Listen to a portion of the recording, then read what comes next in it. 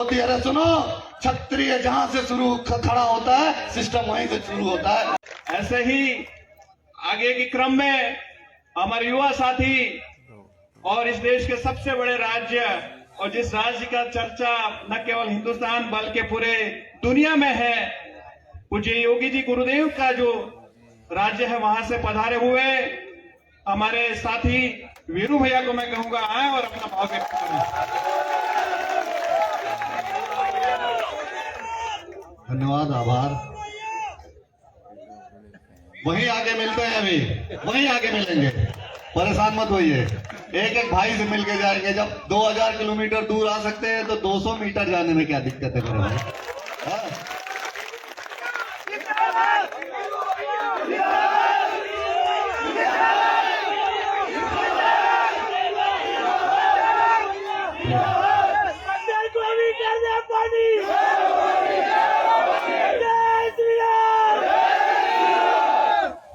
रुकिए, हम ही लोगों ने 400 का घोड़ा जो छोड़े थे मोदी जी, उसको उत्तर प्रदेश में रोके हैं कि नहीं रोके हैं?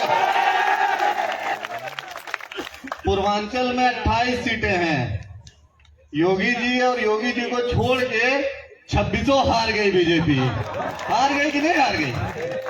हा? मैं एक ही चीज कहूंगा, तराजू तौल कर देखो, पैड़ा किसका भारी है। तुम्हें झनकार प्यारी है, हमें ललकार प्यारी है, हमें ललकार है। और सुनिए, गलती से ललकार के मत देखिएगा। मैं बता रहा हूं यहाँ के लोगों को, और खास करके सरकार में बैठे ऐसे लोगों को जो क्षत्रियों को टारगेट करते हैं, उनको मैं बताऊं, पहले आरपीसी, आईपीसी, सीआरपीसी थी, अब भारतीय दंड संहिता आ गई है ना। जितने मुकदमे हैं लाद दो, ओवर एज हूं मैं, पूरे देश में लड़ने के लिए तैयार हूं अपने भाइयों के लिए। बहुत ढेर सारी बातें नहीं कह के कुछ बातों पे आप लोगों को बताना चाहूंगा। बहुत लोग हैं हमारे जितने बड़े भाई हैं, क्योंकि मैं शांति में बिलीव नहीं करता। जो जिसको शांति पसंद है उसके लिए हरिद्वार में शांति कुंज बना हुआ है, और जिसको क्रांति पसंद है उनका स्वागत है। नहीं? ए भाई, मैं एक बात पूछना चाहता हूँ, आजादी शांति से मिली थी क्या?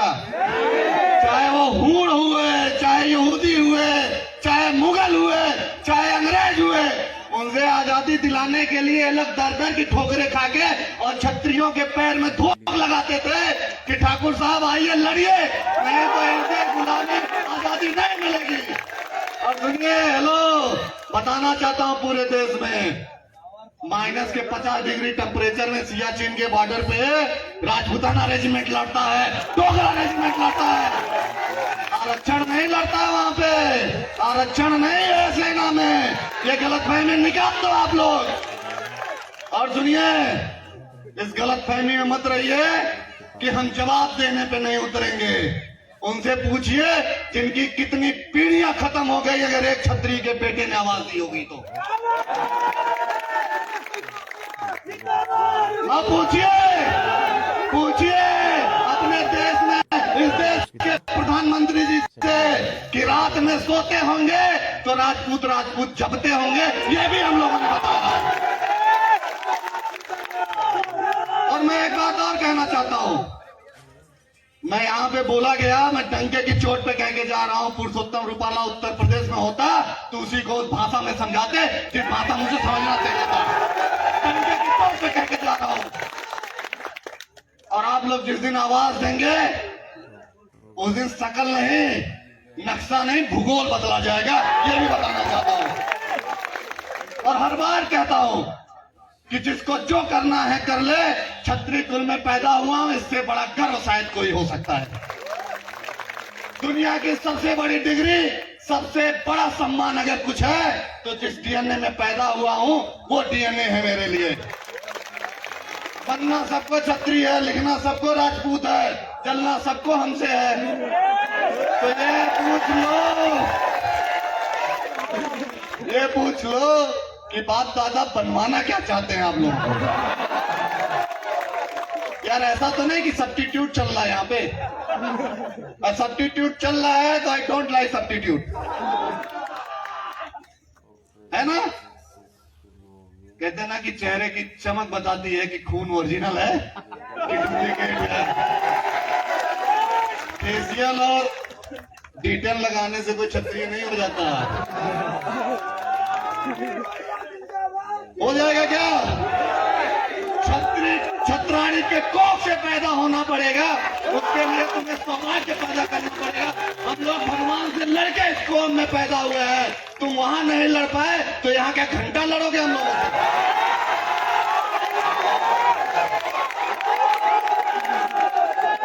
क्या लगता है लड़ लोगे? लड़ लेंगे क्या? हम कहते हैं ना कि जिस दिन स्टीयरिंग पे ठाकुर बैठ गया ना, पूरा हाईवे खाली करवा देंगे। हाईवे छोड़ो, एक्सप्रेसवे खाली करवा देंगे। एक्सप्रेसवे छोड़ो, पूरा गुजरात खाली करवा देंगे। ये भी कहना चाहते हैं। हम तो कहते हैं गुजरात से भाइयों को कहीं मत बुलाइएगा, हम ही लोगों को बुला लीजिएगा। हम लोग सरकार बदल के आए हुए हैं। क्यों नहीं बदल के आए क्या? अरे पूर्ण बहुमत की सरकार बनती थी उत्तर प्रदेश से, बनती थी कि नहीं बनती थी? जिस भगवान राम के लिए लड़ लड़ के उनपे दुकान चला चला के लोग जीतते थे, वो अयोध्या हार गए ये लोग। इससे ज्यादा दुख का विषय क्या है? इससे ज्यादा दुख का विषय इन लोगों के लिए क्या है? और सुनो, तुम अयोध्या इसलिए हारे क्योंकि भगवान राम के डीएनए के साथ तुमने बदतमीजी करी, इसलिए हारे। उनके रक्त पे तुमने सवाल उठाया, इसलिए हारे। और सुनो, और अब अगर गलती से रक्त पे सवाल उठाओगे तो रक्त के साथ तुम्हारा नस्तो नाबूद मिटाने के लिए क्षत्रिय तैयार है, ये भी बताना चाहते हैं। क्षत्रिय भारतीय जनता पार्टी का कोर वोटर होता था, इसलिए कह रहे होता था कि इन लोगों के कर्म अब इस लायक नहीं है कि इनको क्षत्रियों का वोट मिले। अगर ये कर्म करेंगे तो हम लोग सोचेंगे, विचारेंगे और समाज में घूम घूम के कहेंगे। जानते क्या कहेंगे? पूछिए क्या कहेंगे? जो दिखता है वो कभी बिकता नहीं, और जो बिकता है वो कभी ओरिजिनल नहीं होता है। होता है क्या? क्षत्रिय को ना कोई बेच सकता है ना खरीद सकता है। क्षत्रिय जब चाहेगा मान सम्मान स्वाभिमान के लिए आपके साथ बैठ लेगा, फिर से आपको सरकार में ला देगा। और आने वाला समय क्षत्रियों का है। इसलिए मैं गुजरात की धरती से एक चीज कह के आप लोगों से अपनी बात को खत्म करना चाहूंगा कि राज शेखावत दादा सबके लिए दादा हो सकते हैं, हमारे लिए बड़े भाई हैं।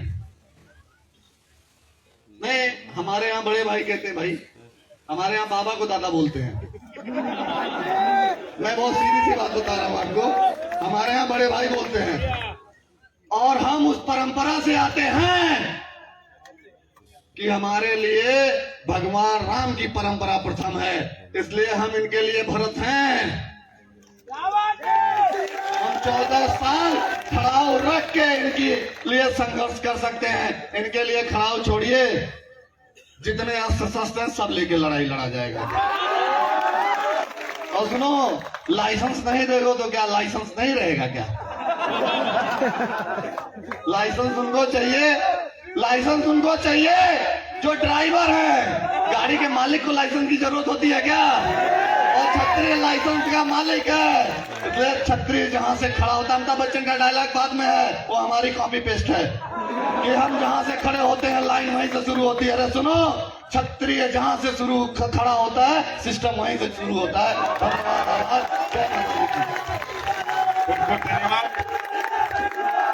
હવે આજ પરંપરાની અંદર હવે વચ્ચે આપણે ગુજરાતી વક્તાને